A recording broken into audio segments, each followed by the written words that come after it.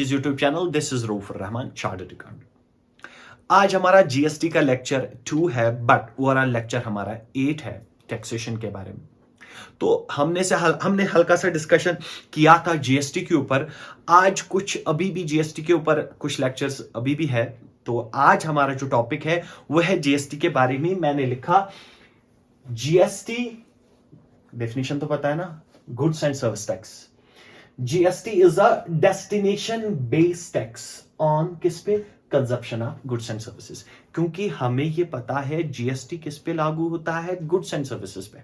GST income पे applicable नहीं होता। जीएसटी एप्लीकेबल होता है गुड्स एंड सर्विसेज पे।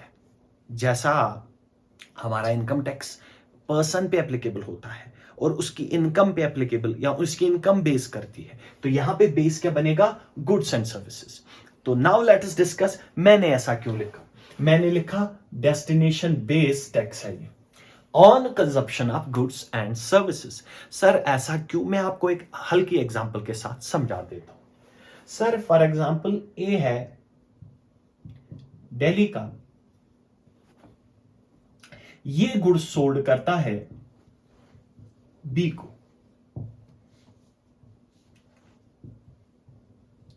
होलसेलर, और बी सोल्ड कर देता है सी को। सी इज अ कंज्यूमर। अब सर सीन क्या है? सर हम ये क्यों पढ़ रहे हैं GST is a destination based consumption tax? ध्यान से सुनना, हम इसका डिस्कशन इसलिए कर रहे हैं क्योंकि सर हमारे पास एक तो दिल्ली सरकार आ गई, दूसरी हमारे पास जो सेकंड है वो दूसरी स्टेट में प्रिज्यूम कर लेता हूं, this state is a Mumbai. यानी ए कहां का है? दिल्ली का। वो गुड सोल्ड कर रहा है बी को। B is a wholesaler which is from Mumbai, जो मुंबई का है, and C is a consumer which is also from Mumbai. ध्यान से सुनना मेरी बात। हम इस चीज का डिस्कशन क्यों कर रहे हैं? Destination based on the consumption of goods and services. Sir मसला ये है, हमारे पास दो दो स्टेट्स आ गई। हमारे पास दिल्ली सरकार आ गई, हमारे पास मुंबई सरकार आ गई। अब सर बात इस पे आ जाती है कि which state will collect GST, या जीएसटी का जो आपको टैक्स किस स्टेट को मिलेगा? जीएसटी रेवेन्यू इस बार किसको मिलेगा? सर वैसे तो आसान है, अगर आपकी इंट्रा स्टेट सेल है, एक स्टेट में ही आप सेल परचेज कर रहे हैं, तब तो सोचने की जरूरत ही नहीं है। तब क्या मतलब सोचने की जरूरत? सर उसी स्टेट में आप सेल परचेज कर रहे हैं तो कोई फर्क नहीं पड़ता, तो उसी स्टेट को मिल जाएगा जीएसटी जिस स्टेट में आप कर रहे हैं। लेकिन इस बार मैंने एग्जांपल क्या रखी? ए है कहां का? दिल्ली का। वो गुड्स सोल्ड कर रहा है बी को, जो कि होलसेलर है मुंबई का। फिर बी खुद सोल्ड कर रहा है सी को, जो कि अगेन मुंबई का। अब हमारा डिस्कशन ये है कि सर अब जो जीएसटी का रेवेन्यू है वो किस स्टेट को मिलेगा? दिल्ली को मिलेगा या मुंबई को मिलेगा? इसीलिए मैं आपको इस चीज का डिस्कशन करा रहा हूं। GST is a destination based tax on the consumption of goods. Sir हम क्या देखेंगे? किस स्टेट को रेवेन्यू मिलेगा? तो लॉ कहता हम देखेंगे गुड्स की डेस्टिनेशन क्या है। तो हमारी गुड्स की डेस्टिनेशन क्या है? Destination is Mumbai. क्यों? गुड्स कहां से जा रहे हैं? गुड्स जा रहे हैं दिल्ली से। कहां जा रहे हैं? यानी उसकी डेस्टिनेशन क्या है? मुंबई है। But the destination should be a final destination. क्या क्या मतलब सर? मतलब यह है, अगर बीच में कोई स्टेट आ जाती है, कोई दूसरी स्टेट आ जाती है जहां से हमें मुंबई पहुंचने के लिए गुजरना पड़ता है, तो क्या वो बीच वाली स्टेट डेस्टिनेशन मानी जाएगी? Answer is no. या वो फाइनल डेस्टिनेशन मानी जाएगी? Answer is no. Final destination means जब वो मुंबई में आ जाएंगे, अब वो मुंबई से बाहर नहीं जाएंगे। अगर वो मुंबई में ही रहे और मुंबई में ही कंज्यूम हुए, तब मैं कह सकता हूं Mumbai is the final destination.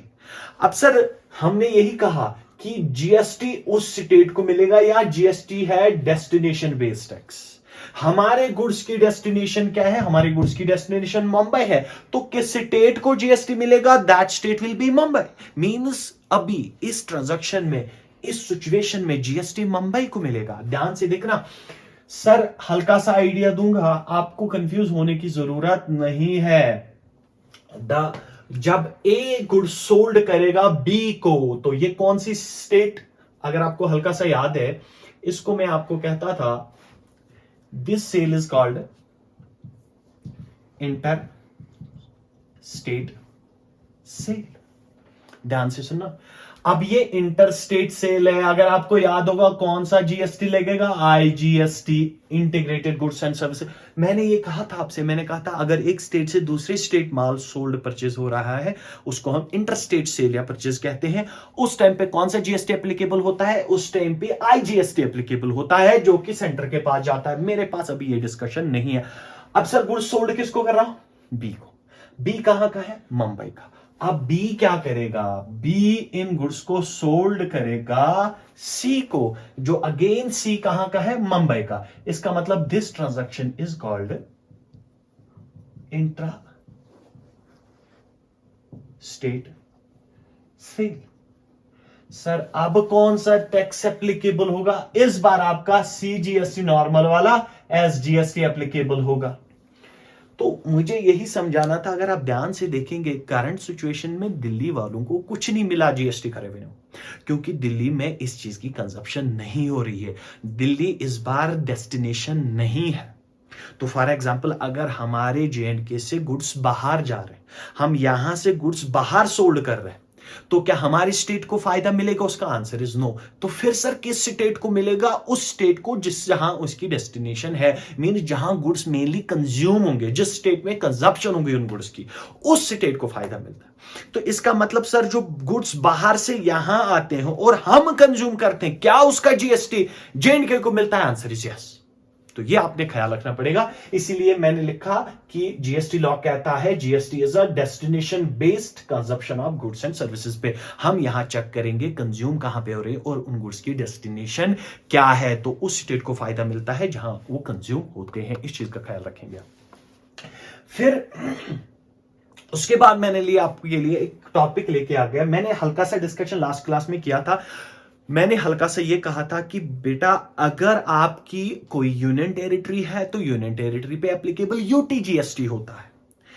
फिर मुझे लगा नहीं, मैं हल्का सा और इसकी गहराई में जाता हूं, हल्का सा आपको और पढ़ा देता हूं, कहीं आप कंफ्यूजन में ना चले जाए। मैंने क्या कहा, मैंने यहां पे लिखा यूटीज में दो चीजें होती हैं। मैं एक एंगल से इसको बोल सकता हूं, दो टाइप्स हो सकते हैं।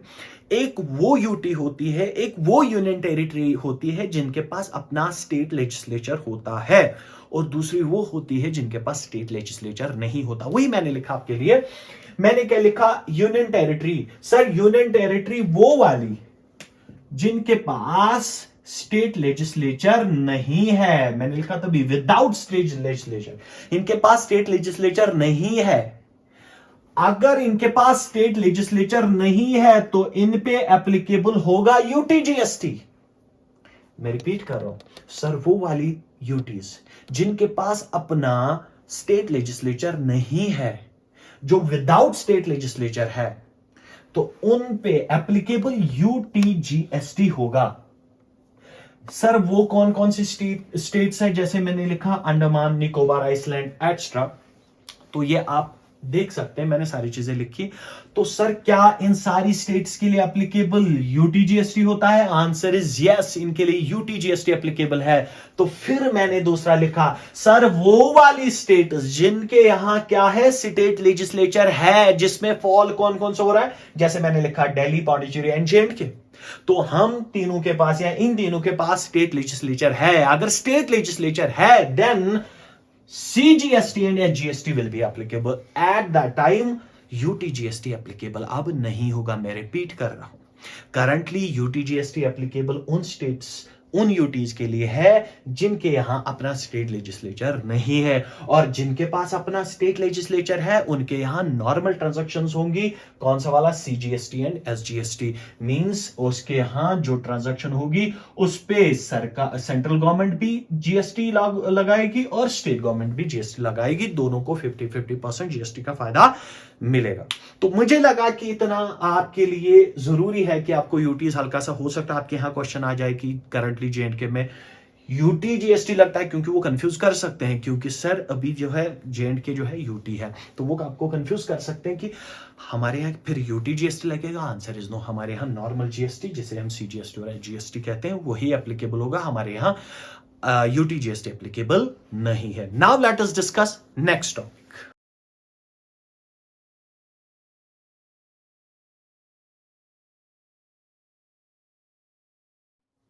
Now let's discuss next topic. Next topic क्या है सर? मैंने लिखा GST is applicable on all goods and services. Yes sir, क्या जीएसटी इंडिया में हर गुड्स एंड सर्विसेज पे एप्लीकेबल है? The answer is yes, but there are some exceptions. क्या क्या एक्सेप्शन है मैं डिस्कस कर लेता हूं। सर एक्सेप्शंस क्या क्या है मैंने वही लिखी कि क्या पहली बात मैंने कही GST is applicable on all या every goods and services except. Exception क्या क्या है सर? एक्सेप्शन है अल्कोहलिक लिकर। पहली एक्सेप्शन बता रहा हूं, बहुत इंपॉर्टेंट टॉपिक बनेगा आपका। सर जीएसटी अल्कोहलिक लिकर पे एप्लीकेबल है? Answer is no. लेकिन कौन सा वाला अल्कोहलिक लिकर?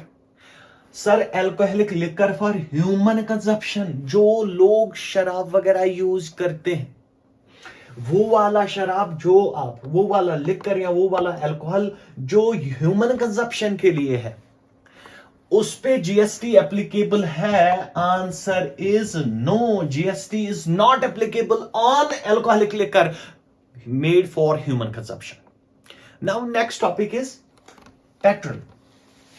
सर क्या मतलब पेट्रोल पे नहीं है? Answer is yes, again GST is not applicable on petrol. फिर मैंने लिखा डीजल। सर मैंने आगे लिखा पेट्रोल के सामने वेदर क्रूड और नॉट, यानी क्रूड ऑयल हो या पेट्रोल हो, उन पे जीएसटी एप्लीकेबल नहीं है। फिर मैंने लिखा डीजल, क्या इस पे सर एप्लीकेबल है? आंसर इज अगेन नो, क्योंकि मैं लिख ही क्या रहा हूं, एक्सेप्शंस मींस वो वाले गुड्स और सर्विसेज जिन पे जीएसटी एप्लीकेबल नहीं है। तो क्या सर एप्लीकेबल है? डिस्कस करता हूं अभी। सर एएफटी, एएफटी क्या होता है? अगेन सारी चीजें सेम ही है। एएफटी एविएशन टर्बाइन फ्यूल, जो आप फ्लाइट्स जेट्स वगैरह में यूज करते हैं ऑयल। उसके बाद मैंने नेचुरल गैस, मैं पहले इसका डिस्कशन करता हूं। सर अगर इन पे जीएसटी एप्लीकेबल नहीं है तो इन पे क्या एप्लीकेबल है? इन पे एप्लीकेबल है बेटा, अगेन वही बात, क्या लगता था? एक तो लगता था एक्साइज ड्यूटी, और अगर आप स्टेट से करते हैं तो वैट लगता, अगर एक स्टेट से दूसरी जाते तो सीएस, सेंट्रल सेल्स टैक्स लगता था। तो इन चीजों पे यहां से लेकर यहां तक, चाहे वो पेट्रोल हो, डीजल हो, एटीएफ हो या नेचुरल गैस हो, इन पे जीएसटी एप्लीकेबल नहीं है। फिर क्या है सर? इन पे अभी भी वही पुरानी चीजें, excise duty, VAT and CST applicable है। जैसा कि आपने सुना होगा अभी करंटली जो है पेट्रोल की जो प्राइसेस है बहुत हाई है। अगर आप न्यूज सुनते होंगे तो आपने ये सुना होगा कि अगर पेट्रोल को या इस डीजल को अगर इसे जीएसटी के प्रीव्यू में लाया जाए, यानी अगर इन पे जीएसटी एप्लीकेबल किया जाए और ये डिलीट किया जाए तो प्राइसेस बहुत नीचे आ सकती है। इनकी इतनी प्राइसेस ज्यादा है इसलिए क्योंकि इन पे ये सारे चीजें एप्लीकेबल है, एक्साइज भी है, वैट भी है, सीएसटी भी है। तो मैं आगे जाके आपसे हल्का सा डिस्कशन करूंगा इस बात पे कि जीएसटी से क्या क्या फायदे हुए, जो कि टैक्स क्रेडिट का जो सीन है वो मैं डिस्कस करूंगा हल्का सा आपके साथ कि इसकी वजह से क्या क्या फायदे हुए इंडिया को। तो उससे पहले मैं आपके साथ डिस्कस कर रहा था ये जो चीजें हैं इन पे जीएसटी यहां से लेकर यहां तक इन पे जीएसटी एप्लीकेबल नहीं है। तो ये चीजें हैं, इन पे क्या एप्लीकेबल है? एक्साइज ड्यूटी, वैट या सीएसटी। तो ये आपको हल्का सा आइडिया वैट कब लगता है? एक स्टेट में ही अगर आप सेल परचेज कर रहे हैं, अगर एक स्टेट से दूसरे स्टेट लेके जा रहे हैं तो सीएसटी लगता था। अच्छा मैं वापस आ जाता हूं। फिर मैंने लिखा टोबैको। अब टोबैको पे लॉ क्या कहता है? लॉ कहता है टोबैको पे जीएसटी भी लगाया जाएगा, उसके साथ साथ एक्साइज ड्यूटी भी लगाई जाएगी। क्या क्या सर इसका मतलब? इस पे दोनों चीजें लगेंगी। Answer is yes. Sir law तो आप बार बार हमसे ये बात कर रहे थे लास्ट क्लास में भी कि लॉ हमेशा, लॉ का ऑब्जेक्टिव रहता है कि हम किस तरीके से डबल टैक्सेशन को अवॉइड कर रहे हैं। करंटली इस सिचुएशन में टबैको डबल टैक्सेशन हो रही है। Answer is yes. क्यों सर? जब लॉ किसी चीज पे डबल टैक्सेशन करती है दैट मींस लॉ उस चीज को डिस्करेज करने की कोशिश कर रहा है, उस प्रोडक्ट को डिस्करेज करने की कोशिश कर रहा है, जो कि एग्जैक्टली इंडियन गवर्नमेंट इस टाइम पे कर रही है। क्या वो कह रही है? भाई टबैको से कैंसर वगैरह हो जाता है या होता है, इसलिए हम क्या करेंगे, हम टबैको पे जीएसटी भी लगाएंगे और एक्साइज ड्यूटी भी लगाएंगे ताकि लोग इसे कंज्यूम ऑब्वियसली कम करें, जो कि नहीं करते लोग ऐसा। बट स्टिल सरकार ने क्या कहा, गवर्नमेंट कहती है हम जीएसटी भी लगाएंगे, एक्साइज ड्यूटी भी लगाएंगे। बेटा ध्यान से सुनना, मैंने कहा ये वो 4 चीजें, यहां ये चीजें, alcoholic liquor for human consumption, petrol है, डीजल है, एटीएफ है और नेचुरल गैस है, इन पे जीएसटी एप्लीकेबल नहीं है। पुरानी चीजें एप्लीकेबल है, एक्साइज ड्यूटी, वैट और सीएसटी। फिर मैंने कहा टबैको पे जीएसटी भी एप्लीकेबल है as well as excise duty भी एप्लीकेबल है। यूनियन गवर्नमेंट ने अपने पास हक रखा, union government mean central government ने अपने पास अथॉरिटी रखी, हम इस पे, एक तो जीएसटी तो है ही, जीएसटी तो लगाएंगे ही लगाएंगे, इसके बावजूद हम इस पे एक्साइज ड्यूटी भी चार्ज करेंगे, means both taxes will be levied. और इससे क्या है, ये सिर्फ ऑब्जेक्टिव है टबैको को डिस्करेज करने का, और कोई ऑब्जेक्टिव नहीं है। फिर मैंने लिखा आपके यहां दोनों चीजें एप्लीकेबल है। ऑब्जेक्टिव बन सकता है कौन सी अभी इंडिया में करंटली ऐसा कौन से गुड्स है जिन पे जीएसटी भी एप्लीकेबल है और जिन पे एक्साइज ड्यूटी भी एप्लीकेबल है करंटली। अगर और कुछ एग्जांपल्स है जैसे नारकोटिक्स, ड्रग वगैरह है, उन पे जीएसटी भी एप्लीकेबल है, एक्साइज इतना डिटेल डिस्कशन आपके लिए नहीं है। अब मैं आ जाता हूं नेक्स्ट टॉपिक, मैंने लिखा रियल एस्टेट में। लॉ कहता है रियल एस्टेट मींस हो गया cell purchase of land and building. अगर आप कोई लैंड बेच रहे हैं, सेल कर रहे हैं या परचेज कर रहे हैं, तो ओब्वियसली हमने पढ़ा था GST is applicable on goods and services. अगर आप cell purchase of goods and services कर रहे हैं, सर अभी भी हम वही बात कर रहे हैं, आंसर इज यस, लेकिन मैंने लिखा cell purchase of land and building. अब दिक्कत क्या है, इसको समझाने के लिए, यहां आने के लिए मैं आपको कुछ हल्का सा समझा देता हूं। सर हमने 2 चीजें लिखी, GST is applicable on goods and services. मैं रिपीट कर रहा हूं, पहले भी कह रहा था, अभी भी कह रहा हूं, डिटेल डिस्कशन में नहीं कर रहा, मैं हल्का सा आपको सिर्फ आइडिया दे रहा हूं। क्या मतलब sir GST is applicable on goods and services. क्या सर गुड्स एंड सर्विसेज जो हम मान ले वही होती है? Answer is no. जो लॉ कहता है गुड्स किसे हम कहेंगे वही होंगे, या जो सर्विसेज है वही सर्विसेज होंगी जो लॉ कहेगा। मैंने इसीलिए आपके लिए पूरी डेफिनेशन नहीं बताई, लेकिन हल्का सा बता रहा हूं। क्या सर लॉ कहता है गुड्स का मतलब, ये हमें जीएसटी लॉ कहता है गुड्स का मतलब means every kind of movable property. Sir good हम उस चीज को कहते हैं, गुड्स हम उस चीज को कहते हैं जो मूवेबल प्रॉपर्टी हो। सर क्या मतलब? फिर इसका मतलब हुआ land and building is not a movable property. Automatically that means land and building is out of the goods. जब ये गुड नहीं माना जाएगा, दैट मीन्स इस पे जीएसटी एप्लीकेबल नहीं कराया जाएगा। आपने इतना डिटेल नहीं सोचना, मैंने क्या लिखा डेफिनेशन, मैंने लिखा जीएसटी लॉ के हिसाब से goods means every kind of movable property, वो हर चीज जो मूवेबल हो, every kind of movable property. जो आप मूवेबल मींस जो आप एक जगह से दूसरी जगह ट्रांसफर कर सकते हैं। फिर मैंने क्या लिखा है, इसमें भी हमने एक्सेप्शन बताई। लॉ कहता है 2 चीजों को छोड़ के, एक पैसा, money is not a good. तो अगर आप किसी को पैसे देते, अगर वो गुड माना जाता, प्रिज्यूम कर ले, तो आप अगर किसी को नॉर्मल पैसे भी देते तो वो भी सर्विस प्रोवाइड मानी जाती, वो भी फिर एक एंगल से गुड्स माने जाते हो। तो इसलिए लॉ ने कहा ऐसा कोई सीन नहीं है, money is not a good, Therefore, GST is not applicable on money। मैंने कहा मनी पे एप्लीकेबल नहीं है, आगे से हल्का सा और आइडिया दे दूंगा आपको। तो पैसे पे एप्लीकेबल नहीं है, मनी पे एप्लीकेबल नहीं है, क्योंकि money is not a good और गुड्स। दूसरा मैंने लिखा, कहता है एक्सेप्शन दूसरी, मैंने कहा गुड्स क्या मतलब है, गुड्स का हर काइंड ऑफ मूवेबल प्रॉपर्टी, जो भी प्रॉपर्टी मूवेबल होगी वो गुड्स माना जाएगा। किसको छोड़ के?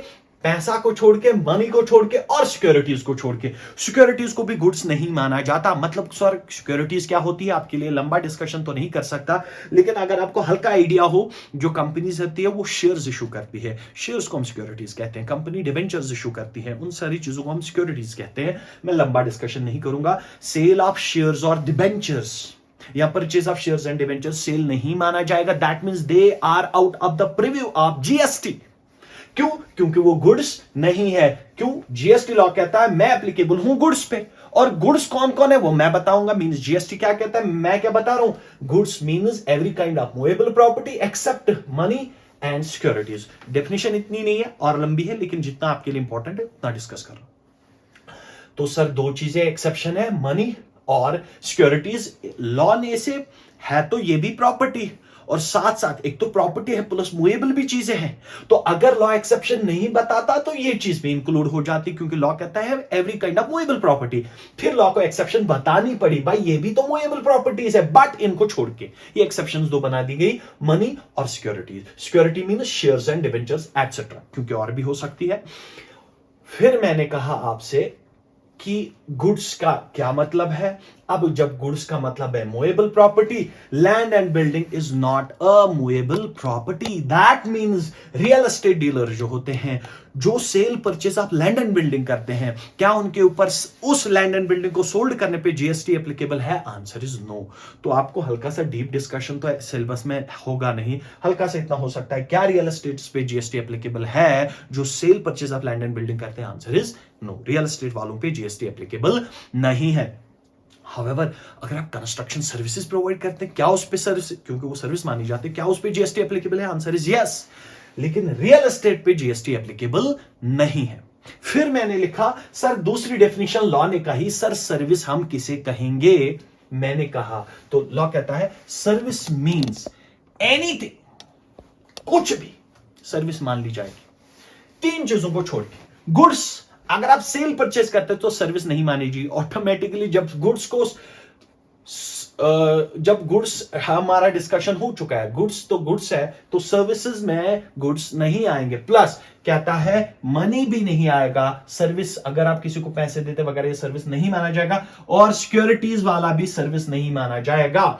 इसका मतलब मनी एंड सिक्योरिटीज दोनों जगहों से अवॉइड किए गए, इनको ना गुड्स माना गया ना सर्विसेज माना गया। हाँ, तो सर्विस क्या है? कोई भी चीज आप प्रोवाइड करते हैं, किसको छोड़ के? गुड्स को छोड़ के, यानी गुड्स सेल परचेज नहीं है। अगर गुड्स सेल परचेज है तो वो सेल परचेज नॉर्मल आएगा, फिर वो सर्विस नहीं आएगा, सर्विस प्रोवाइड नहीं आएगा।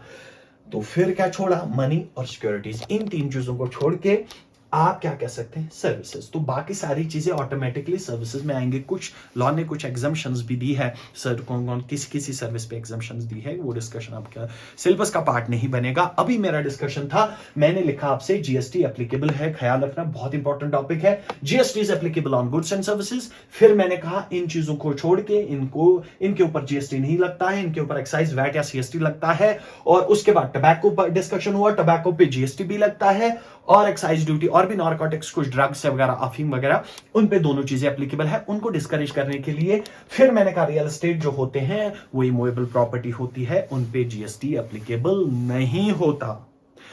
अब ये था टॉपिक जीएसटी के बारे में जो एक्स्ट्रा मुझे लगा ये डिस्कशन है। Now let us discuss next.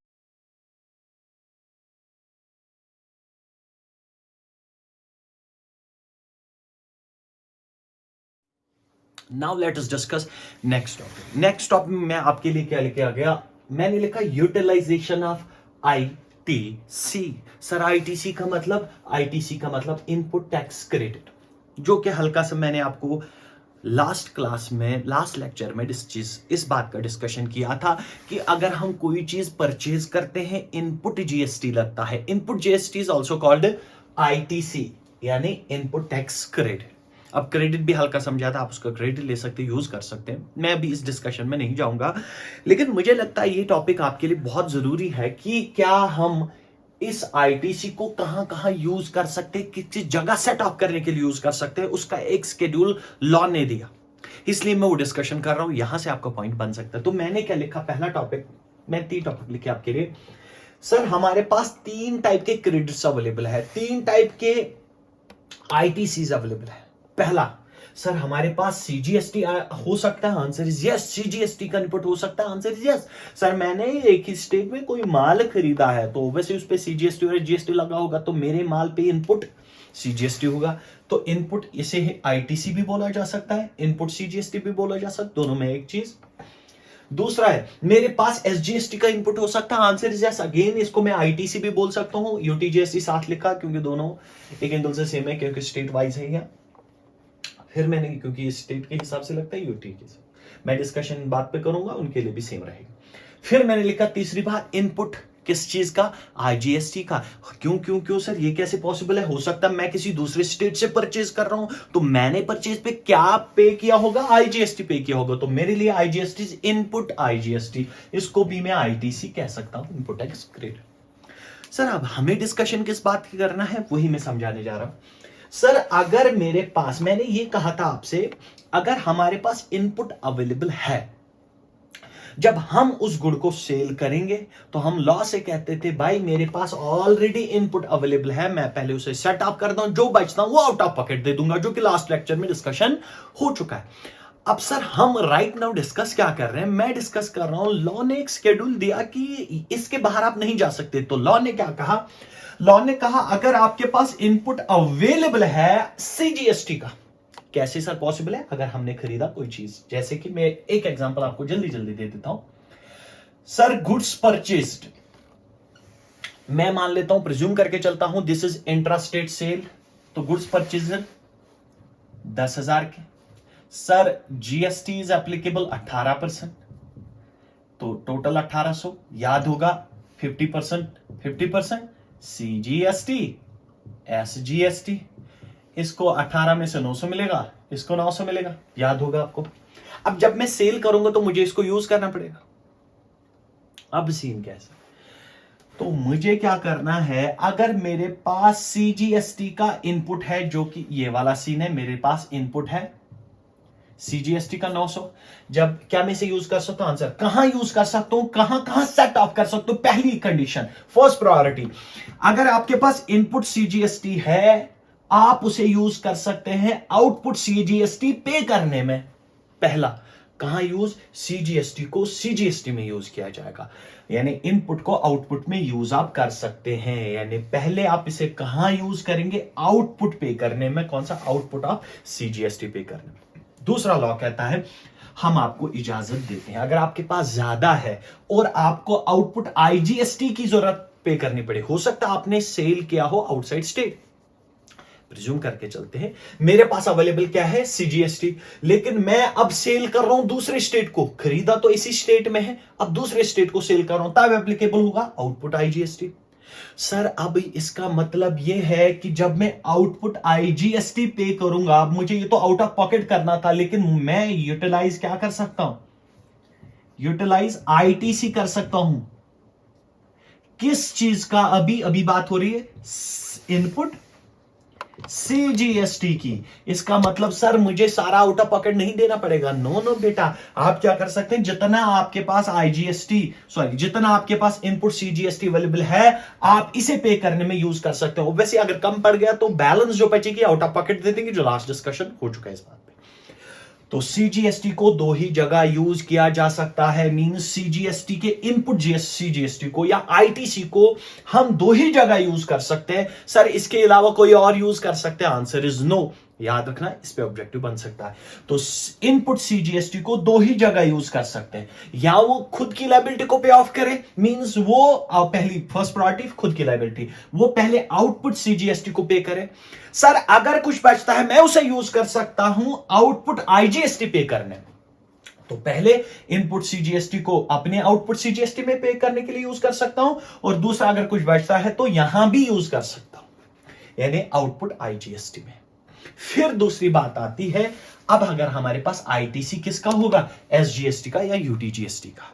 मैंने क्या कहा, अगर इस चीज का आईटीसी है तो ये आप पहली प्रायोरिटी किसके लिए यूज करते, पहली बात हमेशा खुद के लिए यूज करेंगे, तो इनपुट एसजीएसटी को यूज करेंगे, आउटपुट एसजीएसटी यूटीजीएसटी, क्योंकि ऑब्लिक लिखा है, मैं एक ही डिस्कशन करूंगा, दोनों के लिए सेम रहेगा।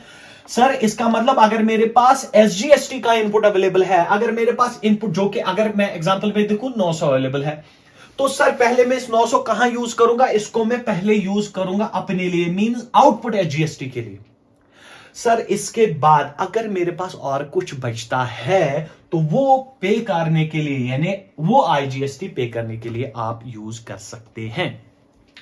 मैं हल्का से एक एग्जांपल आपको दे देता हूं, हो सकता है आपको यहां कंफ्यूजन हो जाए किस एंगल से मैं बोलता हूं यूज कैसे कर सकते हैं, मैं भी समझा देता हूं।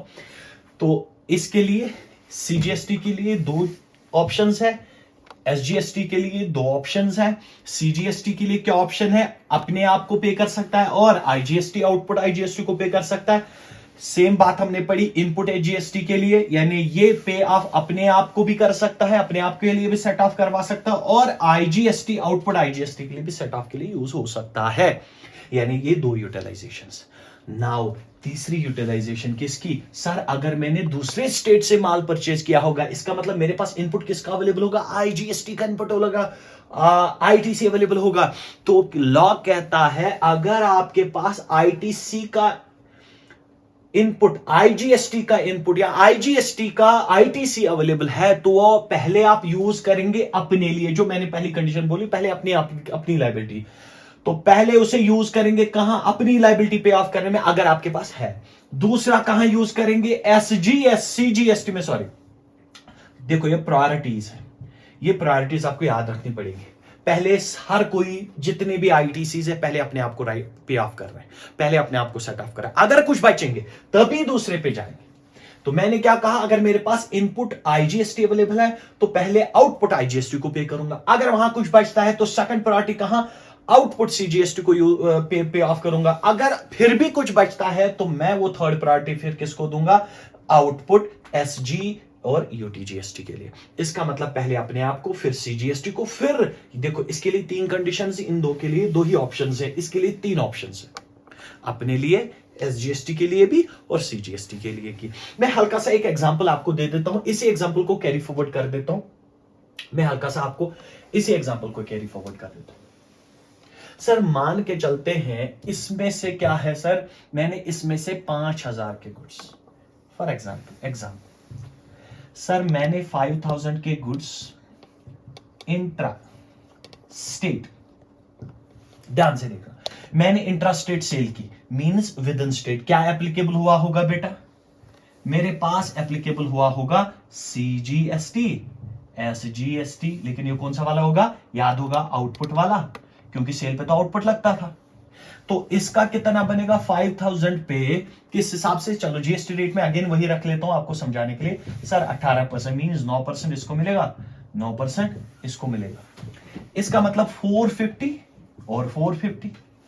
अब सर मेरे पास, ध्यान से सुनना, मेरे पास क्रेडिट अवेलेबल कितना है? इसका 900 है, इसका 900 है। तो अभी जब गवर्नमेंट मेरे पास आएगी, भाई टैक्स दो, मैंने कहा कितना? उन्होंने कहा 450 इसका, 450 इसका।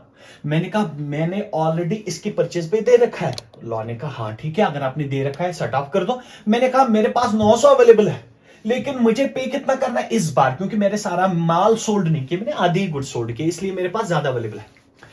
मेरे पास 900 अवेलेबल है, इसके भी 900 अवेलेबल है, तो यहां यूज करेंगे पहले 450 आउट ऑफ पॉकेट निल, यहां यूज करेंगे इसके 450 आउट ऑफ पॉकेट निल। ध्यान से सुनना, अब सीन क्या है, ये मैंने कहा अगर मैं with in the state sold करता हूं तो मेरा सीजीएसटी और एसजीएसटी का आउटपुट बनेगा, तो क्या मैं इसको अपने लिए यूज कर सकता हूं? Answer is yes. मैंने यहां 450 कौन सा वाला है? इनपुट सीजीएसटी, ये कौन सा वाला यूज किया? Input SGST. यानी यही बात मैंने कही, अगर सीजीएसटी का इनपुट है, यहां लिखा मैंने, अगर सीजीएसटी का इनपुट है अपने लिए यूज कर सकते हैं, यस। आउटपुट एसजीएसटी के लिए, ये देखो ये क्या बना आपका? आउटपुट एसजीएसटी, ये भी आउटपुट एसजीएसटी। तो पहले ये अपने आप को पे ऑफ करेंगे, इसने भी अपने आप को पे ऑफ किया, यहां देखो। अब उसके बाद लॉ कहता है अगर आपको जरूरत है आप आईजीएसटी के लिए पे ऑफ कर सकते हैं। दूसरी, इसी एग्जांपल को फॉरवर्ड कर दे तो सर मेरे पास गुड्स टोटल 10,000 के थे, 5,000 के बिक गए, नेक्स्ट 5,000 भी मेरे पास है, मैं प्रिज्यूम कर लेता हूं, मैंने इन गुड्स को, अब 5,000 मेरे पास बैलेंस है क्योंकि 5 बिक चुके हैं इंट्रास्टेट। अब मैं यहां पे आपको हल्का सा एग्जांपल दे देता हूं, सर मेरे पास टोटल 10,000 थे ये वाले, इस पे से इंट्रास्टेट सेल हो गए 5,000, मेरे पास बचे कितने गुड्स? 5,000 के। मैं प्रिज्यूम कर लेता हूं सर इसमें से मैंने 3,000 के गुड्स